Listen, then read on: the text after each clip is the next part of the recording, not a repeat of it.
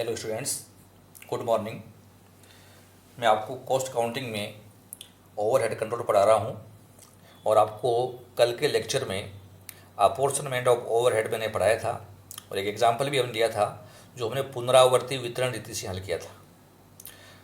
उसी प्रकार का एक क्वेश्चन मैं आपके सामने और ले रहा हूँ, उसको हम एक अन्य मेथड से भी हल कर सकते हैं जिसका नाम है युगपत समीकरण विधि अर्थात साइमल्टेनियस इक्वेशन मेथड। सीधा सा अर्थ है कि अगर हमारे सेवा विभाग आपस में एक दूसरे विभाग को सेवाएं दे रहे हों तो ऐसी स्थिति में हमें ज़रूर नहीं है कि पुनरावर्ती वितरण रीति से ही हम सवाल को सॉल्व करें। हम युगपत समीकरण विधि से भी अर्थात साइमल्टेनियस इक्वेशन मेथड से भी हमारी ओवरहेड को बांट सकते हैं। तो एक क्वेश्चन मैं आपके सामने ले रहा हूँ। A company has 3 production departments L, M and N. Besides, it has 2 service departments, that is A and B. Overheads are allocated as follows. Overhead ऐसे रखें। प्रोडक्शन डिपार्टमेंट L के ओवरहेड है ₹10,000, M के हैं ₹5,000 और प्रोडक्शन डिपार्टमेंट N के overhead हैं ₹4,000। ये हमें सारा काम बेसिस ऑफ ओवरहेड्स के आधार पर बांट करके योग करके दे रखा है। सर्विस डिपार्टमेंट्स के टोटल हैं, डिपार्टमेंट ए के हैं 14,040 और डिपार्टमेंट बी के हैं 18,000। The expenses of service departments are charge as follows. हमारे सर्विस डिपार्टमेंट जो ए है उसके टोटल एक्सपेंडिचर हम एल को देंगे 20%, एम को 40%, एन को 30% और बी को 10%। अर्थात ए डिपार्टमेंट सेवा बी को दे रहा है। बी सर्विस डिपार्टमेंट के एक्सपेंसेस बांटने का तरीका दिया अपने को। एल में 40%, एम में 20%, एन में 20% और ए में 20%। तो स्टूडेंट्स आप देख रहे हैं कि सर्विस डिपार्टमेंट ए सेवा दे रहा है बी को और बी सेवा दे रहा है ए को, अर्थात ये आपस में म्यूचुअल सर्विसेज रेंडरिंग कर रहे हैं। तो ऐसी स्थिति में हल करने के लिए कल का मेथड था हमारा पुनरावर्ती वितरण विधि और आज का मेथड हम समझना चाहते हैं युगपत समीकरण विधि। दोनों ही विधियों में से किसी भी विधि से आप सोल्व कीजिए, हमारे सॉल्यूशन में कोई फर्क नहीं पड़ेगा। अर्थात टोटल ओवरहेड्स प्रोडक्शन डिपार्टमेंट के दोनों ही विधियों में बराबर आएंगे। Apportion the expenses of service departments among production departments by simultaneous equation method. तो हमें युगपत समीकरण विधि से ये सवाल सोल्व करके दिखाना है। तो हम कैसे सोल्व करें ये समझना है।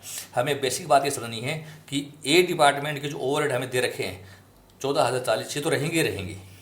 अब ए डिपार्टमेंट को खर्चे मिलेंगे, ठीक है ना, बी से, और बी डिपार्टमेंट को खर्चे मिलेंगे ए से। हमें ये भी अपने को विशेष रूप से ध्यान रखना है। तो उसी आधार पर हम इक्वेशन बना करके हमारे सवालों को सोल्व करेंगे। कैसे सोल्व करें ये अपने को समझना है। मान लीजिए कि सेवा विभाग ए के कुल उपरिव्यय X रुपये, अर्थात हमारे पास 2 सर्विस डिपार्टमेंट हैं। तो ए डिपार्टमेंट के टोटल ओवरहेड हमारे सवाल में दे रखे, हमने उनको X मान लिया है और सेवा विभाग बी के कुल उपरिव्ययों को हम Y मान लेते हैं। यहाँ पर हमें एज्यूम करना होगा युगपत समीकरण विधि में, चूँकि हमें 2 समीकरण बनाने हैं तो हमने ए डिपार्टमेंट के टोटल ओवरहेड को X मान लिया है और बी डिपार्टमेंट के टोटल ओवरहेड्स को हमने Y मान लिया है। अब हमें X का मान छांटना है। तो हमारे क्वेश्चन में X का मतलब ए डिपार्टमेंट के ओवरहेड दे रखे थे 14,040, ये तो ए के हैं, पहले से ही एलोकेटेड है। अब ए डिपार्टमेंट को हिस्सा मिल रहा है बी से और वो मिल रहा है 20%, अर्थात जो इसका 20%, अर्थात जो हमने Y माना है बी डिपार्टमेंट के ओवरहेड इसका 20% भी मिलेगा। अर्थात Y का हिस्सा 20%, अर्थात बी डिपार्टमेंट ए को 20% सेवाएं दे रहे हैं तो 20% हम लिख देंगे। तो Y का 20% हो गया 0.2Y, 20/100 होता है तो 0.2Y, तो हमारा पहला समीकरण हो गया। बी डिपार्टमेंट के कुल ओवरहेड को हमने Y माना है और हमारे क्वेश्चन में बी डिपार्टमेंट के ओवरहेड दे रखे 18,000 रुपये, तो 18 तो रहेंगे। अब इसके अलावा बी डिपार्टमेंट को X डिपार्टमेंट का हिस्सा मिलेगा और वो हिस्सा हमें क्वेश्चन में दे रखा है 10%, जो कि हमें बता रखा है कि सेवा विभागों के खर्चे कैसे बांटने होंगे। 10% दिखा रखा है तो Y = 18,000 प्लस 0.1X अर्थात 10% ऑफ X। 10/100 तो 0.1 हो गया। तो ये हमारा दूसरा इक्वेशन हो गया। तो ये 2 इक्वेशन हमें सोल्व करने हैं।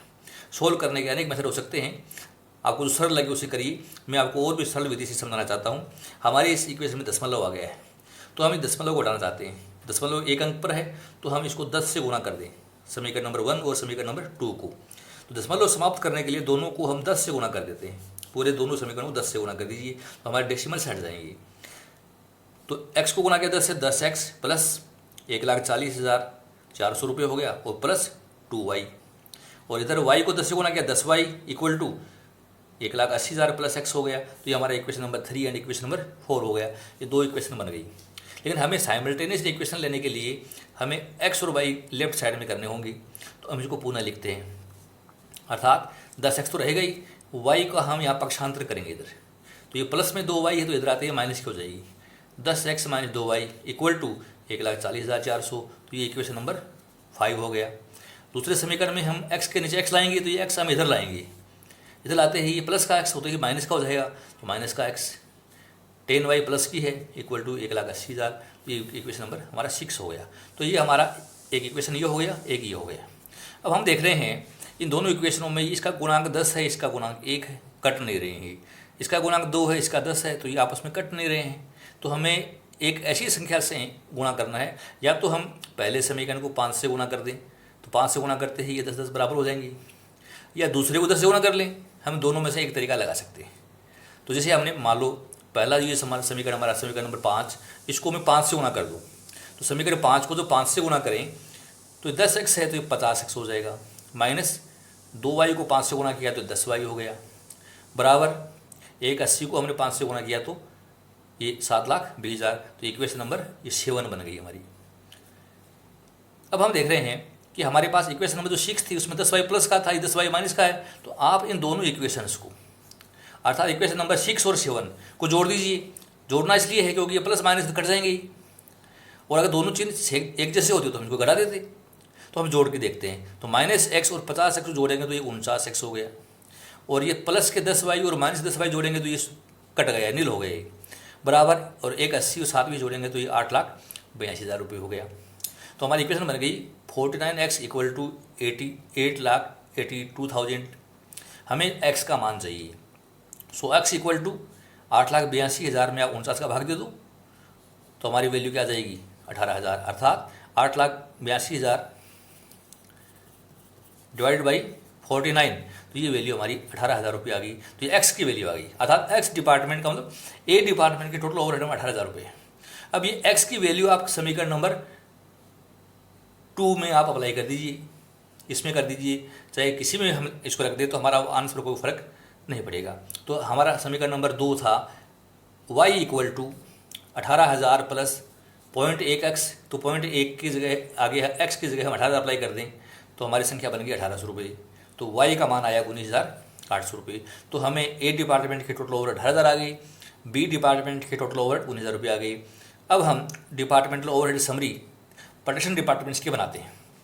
हमारे पास 3 डिपार्टमेंट हैं, एक L है, एक M है और एक N है।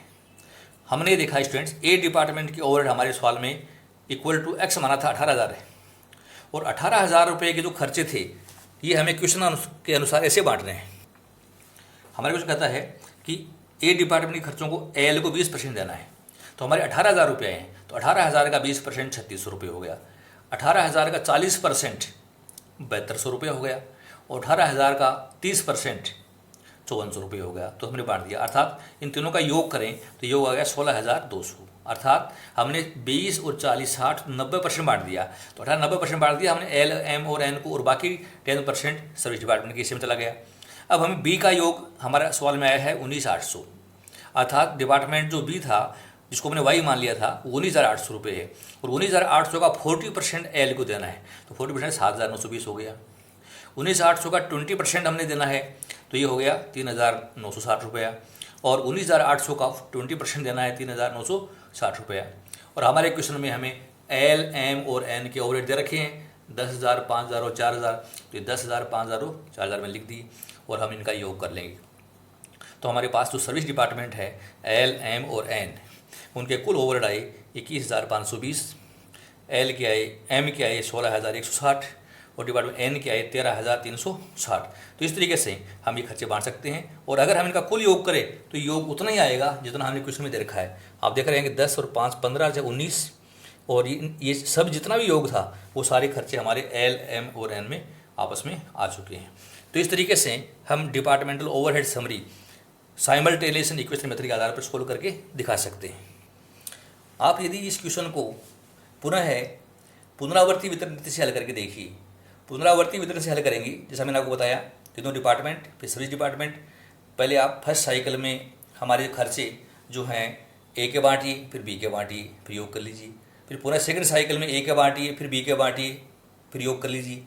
इस प्रकार से ये काम आप तब तक करते रहिए जब तक कि डिपार्टमेंट ए और बी के खर्चे नील नहीं हो जाएं। तो हमारा आंसर यही आएगा पुनरावर्ती वितरण नीति से भी 21,520, 16,160 और 13,360। तो इस तरीके से हम ओवरहेड्स का एलोकेशन और अपॉर्चमेंट करके दिखा सकते हैं।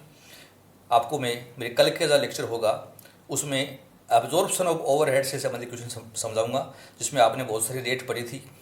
Direct material cost basis, direct labour cost basis, prime cost basis, direct labour our cost basis, machine hour rate basis, combined rate basis. तो हमने बहुत सारी रेट कल पढ़ी थी, ठीक है। तो उसी लेक्चर के आधार पर हम उनकी प्रैक्टिस करेंगे कि किस तरीके से ऊपरी व्ययों का अवशोषण हम करें, अर्थात किसी जॉब पर हमारे ओवरहेड्स कैसे हम चार्ज करें, कैसे अनुमानित करें। ये कार्य हम हमारे कल के लेक्चर में बताएंगे आपको। तो आप कल का लेक्चर जरूर सुनना ध्यान से। आज आपने जो ये लेक्चर समझा है साइमल्टेनियस इक्वेशन मेथड, यदि आपको अच्छा लगा, समझ में आया, तो आप इसको लाइक कीजिए व अपने स्टूडेंट्स में इसको शेयर कीजिए।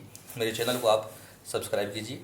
आपने बहुत ध्यान से सुना, बहुत बहुत धन्यवाद। Thank you so much.